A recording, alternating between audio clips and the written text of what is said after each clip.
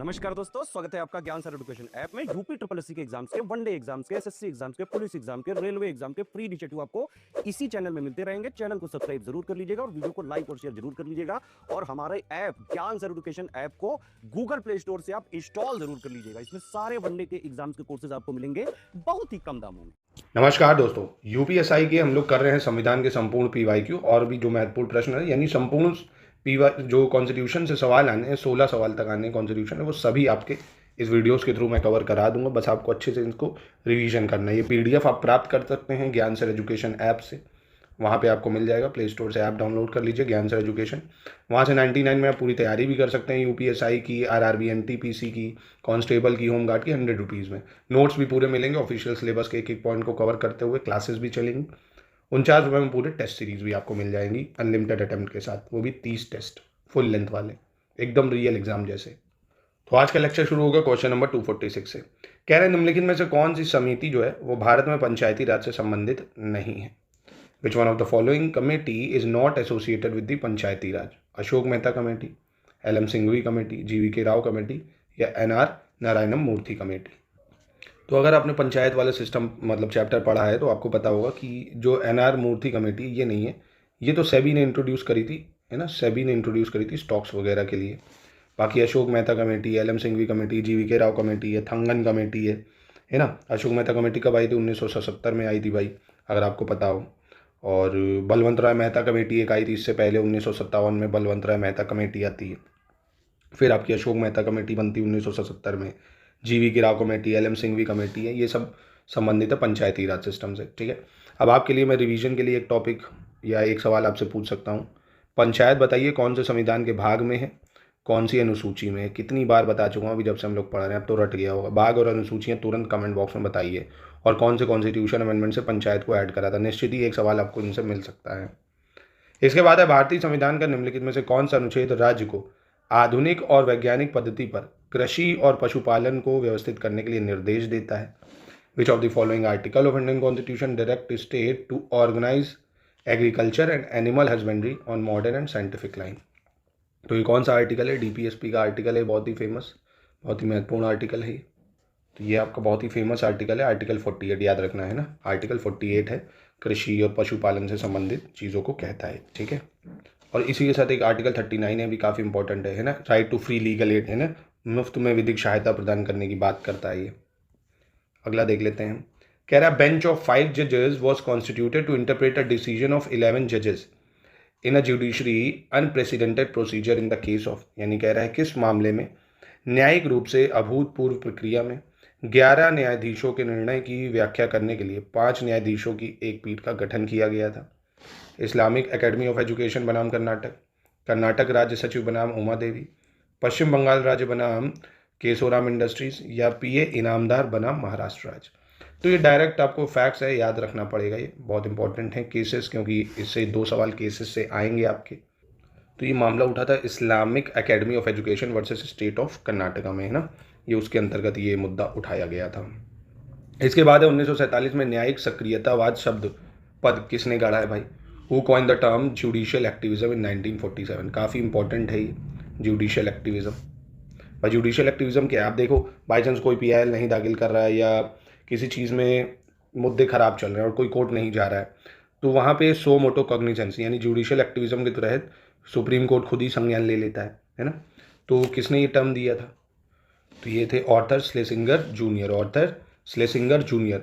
इन्होंने judicial activism जो term है वो क्वाइन करा था, मतलब गढ़ा था। ठीक है, अगला देख लेते हैं। भारत के संविधान के निम्नलिखित अनुच्छेदों में से कौन से अनुच्छेद प्रत्येक राज्य को पुनः समायोजन और प्रादेशिक निर्वाचन क्षेत्रों में उसके विभाजन के लिए प्रावधान प्रदान करते हैं?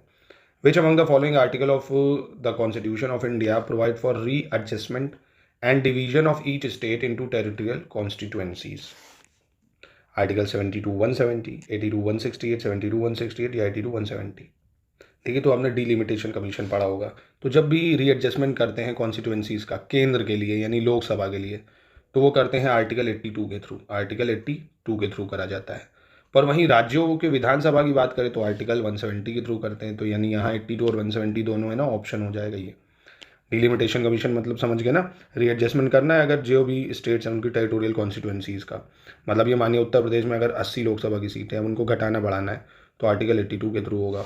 अब उत्तर प्रदेश की विधानसभा में 403 सीटें हैं, अब इनको घटाना बढ़ाना है तो 170 के आर्टिकल के थ्रू होगा। ये राज्यों की विधानसभा करेगी, ये केंद्र की विधानसभा मतलब जो संसद है वो करेगी, ठीक है। इसके बाद है भारतीय संविधान के किस भाग को भारत का मैग्ना कार्टा कहा गया है। Which part of Indian constitution is describe as Magna Carta of India. तो Magna Carta of India Bharat के किस भाग को कहा गया है, तो भारत का जो संविधान का भाग 3 है, part 3 of Indian constitution, part 3 of Indian constitution इसको बोला गया है, जिसमें फंडामेंटल राइट्स दिए हुए हैं। अब मूल अधिकार जो है आर्टिकल किस में है, 12 से 35 में दिए हुए हैं फंडामेंटल राइट, ठीक है। इसके बाद कह रहा है, और हाँ एक चीज़ और, फंडामेंटल राइट हमने लिए कहाँ से, ये भी याद रख लो, यूएसए से लिए। वहाँ यूएसए में इसको बिल ऑफ राइट्स बोला जाता है। क्या बोला जाता है, बिल ऑफ राइट्स बोला जाता है, ठीक है। इसके बाद भारतीय संविधान में वित्तीय आपातकाल का उल्लेख किस अनुच्छेद में करा गया है। The Indian constitution financial emergency is mention in. तो फाइनेंशियल इमरजेंसी वित्तीय आपातकाल किस अनुच्छेद में दिया हुआ है, ये भी मैं इससे पहले आपको बता चुका हूँ कि आर्टिकल 360 में फाइनेंशियल इमरजेंसी दी है। अभी तक भारत में 0 यानी एक भी बार फाइनेंशियल इमरजेंसी नहीं लगी है। और वहीं नेशनल इमरजेंसी की बात करें तो आर्टिकल 352 में दी है, जो 3 ग्राउंड पे लगती है, वॉर यानी युद्ध, एक्सटर्नल अग्रेशन यानी बाह्य आक्रमण, और आर्म्ड रेबेलियन यानी जो अंदर ही लोग बन जाते हैं, नहीं आत्मघाती काफ़ी, आर्म्ड रेबेलियन। पहले इसका नाम इंटरनल डिस्टर्बेंस था, जिसको एक सेकेंड 44 कॉन्स्टिट्यूशन अमेंडमेंट एक्ट 1978 से बदल दिया। और ऐसे ही एक आर्टिकल और है 356, जिससे प्रेसिडेंट रूल लगता है भाई, राष्ट्रपति शासन लगता है इससे, ठीक है, राष्ट्रपति शासन लगता है। 253 भारत की राज्यसभा के पदेन अध्यक्ष कौन है। Who is the ex officio chairman of Rajya Sabha. तो भारत की राज्यसभा के पदेन अध्यक्ष कौन है भाई, who is the ex officio chairman of Rajya Sabha. तो जैसे ही कोई वाइस प्रेसिडेंट बनता है वो ऑटोमेटिकली राज्यसभा का चेयरमैन बन जाता है ना। वाइस प्रेसिडेंट का बेसिकली काम यही है, कोई भी जैसे ही वाइस प्रेसिडेंट बनेगा ऑटोमेटिकली वो चेयरमैन बन जाएगा राज्यसभा का, उसके लिए अलग से नहीं उसको चुनना पड़ेगा। भारतीय संविधान के निम्नलिखित अनुच्छेद में से कौन सा राज्यों को गायों के वध पर रोक लगाने का निर्देश देता है। Which of the following article of Indian constitution direct the state to prohibit the slaughter and cows, है ना, 54, 50, 52 या 48। तो अभी से पहले हमने करा ना आर्टिकल 48 जो एनिमल हस्बेंड्री की बात करता है, पशुपालन की बात करता है, तो यही तो हो गया ना भाई। पशुपालन आप करिए, जो मिल्च एनिमल है यानी जो दूध देने वाले जानवर हैं, दूध देने वाले जानवर, उनको किसी तरह से आप मार नहीं सकते हो, है ना, उनको मारना नहीं है, प्रोहिबिट करता है स्लॉटर ऑफ काउस को। तो ये आर्टिकल भी महत्वपूर्ण है, याद रखना है आपको। यहाँ पे आर्टिकल 50 भी बहुत इंपॉर्टेंट है, जो सेपरेट करता है separation of judiciary from executive. Hindi में भी बता रहा हूँ, परेशान मत हो, separation of judiciary from executive. आपको इंग्लिश के टर्म भी कुछ पॉलिटी में पता होने चाहिए। जुडिशरी मतलब न्यायपालिका, न्यायपालिका को कार्यपालिका से अलग रखना है भाई। अब ये नहीं होम मिनिस्टर अमित शाह बताएं बार बार कोर्ट को क्या करना है ना, तो ये चीज़ नहीं होनी चाहिए। मिनिस्ट्री को पूरी तरह से जुडिशरी से अलग रखना है, ये आर्टिकल 50 कहता है। आर्टिकल 52 में राष्ट्रपति के पद की बात करता है, there should be a president जो हेड ऑफ स्टेट होगा, है ना। चलो फिर कह रहा भारत के महान्यायवादी की नियुक्ति कौन करता है। Who appoint attorney general of India. तो इससे पहले भी हम लोग अटॉर्नी जनरल देख चुके हैं भाई। अटॉर्नी जनरल ऑफ इंडिया को कौन अपॉइंट करता है, प्रेसिडेंट अपॉइंट करता है। कौन करता है, प्रेसिडेंट। और अटॉर्नी जनरल ऑफ इंडिया कौन से आर्टिकल में है, तो आर्टिकल 76 में है। अटॉर्नी जनरल ऑफ इंडिया कौन से में है, 76 में। और प्रेजेंट में है कौन अटॉर्नी जनरल अगर पूछ ले तो आर वेंकटरमन है। आर वेंकटरमन पहले कौन थे, एमसी सीतलवाड़। ये कितनी बार मैं बता चुका हूँ आपको। अपॉइंट कौन करता है, प्रेसिडेंट, ठीक है। राष्ट्रीय हरित अधिकरण यानी जो नेशनल ग्रीन ट्राइब्यूनल है वो कब बना था, कह रहा है नेशनल ग्रीन ट्राइब्यूनल कब स्टैब्लिश हुआ था, 2010, 15, 5 या 20। तो एनजीटी की स्थापना करी गई थी 2010 में। कब करी गई थी, 2010 में करी गई थी, ठीक है। इसके बाद कह रहा है पंचायतों द्वारा खातों के रखरखाव और ऐसे खातों की लेखा परीक्षा यानी ऑडिटिंग के संबंध में भारत में प्रावधान करने का अधिकार किसे है। मतलब who has the authority to make provision with respect to the maintenance of account by the panchayat and auditing of such account. CAG, state legislature, parliament या स्टेट फाइनेंस कमीशन। तो यहाँ पे आप देखेंगे पंचायतों का जो ऑडिट वगैरह वो करने का अधिकार जो है ये रहता है स्टेट लेजिस्लेचर के पास, यानी राज्यों की जो विधानसभा है उसके पास, है ना।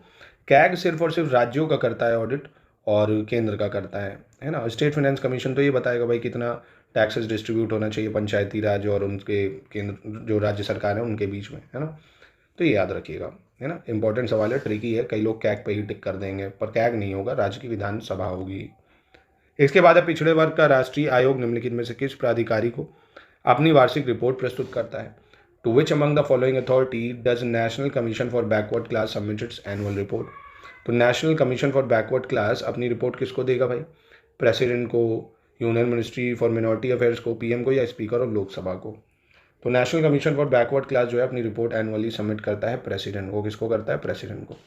और ये कौन से आर्टिकल में आता है अगर पूछेगा तो आर्टिकल 338 बी में आ जाता है, आर्टिकल 338 बी में। अच्छा, इसकी स्टैब्लिशमेंट कब हुई थी national Commission for Backward class की? तो सबसे पहले इसको एक वैधानिक निकाय यानी स्टैट्यूटरी बॉडी के तौर पे 1993 में बनाया था, पर 102 कॉन्स्टिट्यूशन अमेंडमेंट एक्ट से 2018 में हमने इसको संवैधानिक दर्जा दे दिया, एक आर्टिकल बना दिया इसके लिए, है ना। ये भी महत्वपूर्ण है, पूछा जा सकता है आपसे। इसके बाद कह रहा है गांधी जी और डॉक्टर बी आर अम्बेडकर के बीच हुआ पूना पैक्ट पर कब हस्ताक्षर किए गए थे? When was the Poona pact sign between Gandhi ji and doctor Ambedkar? भाई डॉक्टर अम्बेडकर जी अलग से इलेक्टोरेट की डिमांड कर रहे थे ना डिप्रेस क्लास के लिए, जिसने गांधी जी को डिप्रेशन में डाल दिया था कि यार हिंदू मुस्लिम तो अलग हो ही गए हैं मॉर्लेमेंटो रिफॉर्म से, अब ये अम्बेडकर जी हिंदुओं में भी डिवीजन कर रहे हैं, है ना, अलग से जो रिप्रेजेंटेशन है वो मांग के। तो यहाँ पूना पैक्ट में ये हुआ। फिर बाद में अम्बेडकर जी ने ये डिमांड रखी कि चलो ठीक है, इनको पार्लियामेंट में रिजर्वेशन दिया जाए, है ना, अलग इलेक्टोरेट हम नहीं मांगेंगे, नहीं तो भाई इनकी आवाज़ कौन सुनेगा, इसलिए कुछ सीटें इनके लिए रिजर्व रखी जाए। तो गांधी जी एग्री हो जाते हैं भाई। तो 1932 तो सबको याद होगा, पर यहाँ पे खेल हुआ था, पूछा गया था आपसे महीना, तो महीना भी आपको याद रखना है वनडे एग्जाम्स में, सितंबर 1932 में ना। और भी डेट अगर मैं बताऊँ तो 24 सितंबर 1932 को पूना पैक्ट साइन हुआ था, 24 सितंबर 1932। चलिए, इसके बाद कह रहा है केशवानंदा भारती बनाम केरल राज्य का ऐतिहासिक मामला सर्वोच्च न्यायालय में कब समाप्त हुआ था भाई? तो केशवानंदा भारती केस कब आया था, जिसमें बेसिक स्ट्रक्चर यानी मूल संरचना की बात करी गई थी कि संविधान की मूल संरचना क्या होगी, है ना। तो ये कब आया था? बहुत इंपॉर्टेंट केस है, इससे सवाल बन सकता है 100%। 1973 में आया था केशवानंदा भारती केस, जिसमें संविधान की मूल संरचना पे बात करी गई थी, basic structure of the constitution पे बात करी गई थी। अगला देख लेते हैं, कह रहा है किस संवैधानिक संशोधन द्वारा भारतीय संविधान में न्यायाधिकरण यानी ट्राइब्यूनल का नया भाग 14A जोड़ा गया था भाई? तो भारत में जो ट्राइब्यूनल है, जो इसको पार्ट 14A में डाला गया, काफ़ी महत्वपूर्ण है। इसको कौन से कॉन्स्टिट्यूशन अमेंडमेंट से जोड़ा था ट्राइब्यूनल को? तो 42 कॉन्स्टिट्यूशन अमेंडमेंट एक्ट 1976 से, है ना, ट्राइब्यूनल या न्यायाधिकरण को भाग 14A में डाला गया था, ठीक है। इसके बाद कह रहा भारतीय संविधान के अनुसार उच्च न्यायालय के न्यायाधीशों के लिए सेवानिवृत्त की आयु क्या है? As per Indian constitution recruitment age for the high court जजेस। तो हाई कोर्ट जजेस की रिटायरमेंट एज, माफ़ कीजिएगा, रिटायरमेंट एज क्या है? तो हाई कोर्ट के लिए रिटायरमेंट एज तय करी गई है 62 साल। कितनी तय करी गई है? 62 साल। और वहीं सुप्रीम कोर्ट के लिए रिटायरमेंट एज कितनी तय करी गई है? 65 साल। अब हाई कोर्ट के लिए जो सैलरी है, अब हाई कोर्ट वाला जज किसके लिए काम करता है? राज्यों के लिए। तो सैलरी राज्य देता है, पर रिटायर हो गया, उसको अपॉइंट तो प्रेसिडेंट ने करा था, तो पेंशन जो है वो कौन देता है? केंद्र देता है। कौन देता है? केंद्र देता है, ठीक है, याद रखिएगा इसको। अगला है किस संवैधानिक संशोधन अधिनियम ने मतदान की आयु को 21 से हटा के 18 कर दिया? पहले 21 साल के लोग वोट करते थे ना, तो 21 से हटा के 18 वर्ष किस कॉन्स्टिट्यूशन अमेंडमेंट के थ्रू करा गया था? 31, 44, 73 या 61? तो ये आपका है 61 कॉन्स्टिट्यूशन अमेंडमेंट एक्ट 1988, है ना। इसके थ्रू 21 वर्ष से हटा के जो मतदान की एज है वो 18 कर दी गई। तो आर्टिकल 326 में परिवर्तन करना पड़ा। पहले आर्टिकल 326 में लिखा था कि हर एक 21 साल के लोग वोट कर सकते हैं, अब यहाँ पे अमेंडमेंट करके इसको 18 कर दिया गया, ठीक है। अगला देखते हैं, आर्थिक मामलों पर मंत्रिमंडल समिति का अध्यक्ष कौन होता है जो आर्थिक क्षेत्र में सरकारी गतिविधियों का निर्देशन और समन्वय करता है? Who is the chairman of cabinet committee on economic affairs that direct and coordinate the governmental activities in the economic sphere? तो याद रखिए एक बात कि चेयरमैन जो होता है cabinet committee on economic affairs का, वो इनमें से कौन होगा? Prime minister of India. कौन होता है? पीएम ऑफ इंडिया, ठीक है। चलिए अगला देख लेते हैं क्या कह रहा है। अब अगला कह रहा है which article of constitution of India provide protective discrimination for women? भारतीय संविधान का कौन सा अनुच्छेद महिलाओं को भेदभाव के विरुद्ध संरक्षण देता है? बहुत ही अच्छा सवाल है भाई, आपने आर्टिकल 15 पढ़ा होगा। प्रोहिबिट करता है डिस्क्रिमिनेशन यानी भेदभाव को रोकता है। किन किन ग्राउंड पे? एक तो रिलीजन के ग्राउंड पे यानी धर्म पे, race, religion, race, caste, chronology याद होनी चाहिए, सेक्स और प्लेस ऑफ बर्थ। रिलीजन मतलब धर्म के आधार पे, रेस मतलब कलर के आधार पे, काला गोरा, कास्ट मतलब जाति के आधार पे, सेक्स मतलब मेल फीमेल के आधार पे, प्लेस ऑफ बर्थ मतलब कहाँ कोई पैदा हुआ। जैसे देख रहे हो ना, महाराष्ट्र में बोल रहे हैं हिंदी बोलो, मार रहे हैं उनको, तो ऐसा डिस्क्रिमिनेशन नहीं होना चाहिए। तो ये 15 क्लॉज 1 है, 15 क्लॉज 2 है, 15 क्लॉज 3 है, 15 क्लॉज 4 है, ये 15 क्लॉज 5 है। फिर से बोल लो एक बार, रिलीजन, रेस, कास्ट, सेक्स और प्लेस ऑफ बर्थ, यानी आपका धर्म और रंग, जाति और आपका लिंग और आपका जन्म के स्थान पे, ठीक है। रिलीजन, रेस, कास्ट, सेक्स और प्लेस ऑफ बर्थ। तो महिलाओं के लिए आर्टिकल 15 क्लॉज 4 हो जाएगा, ठीक है। तो यहीं पे करते हैं इसकी समाप्ति। प्लीज़ इसको रिवीजन अच्छे से कर लीजिएगा। मिलते हैं नेक्स्ट वीडियो में दोस्तों। ऐसे ही छोटे छोटे मैं इसलिए करा रहा हूँ ताकि आप कम कम पढ़ के आराम से रिवीजन भी करिए उसका।